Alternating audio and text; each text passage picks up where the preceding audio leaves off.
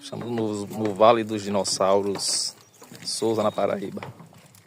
Segundo os historiadores, né, aí são as marcas, as pegadas dos dinossauros que o tempo conservou.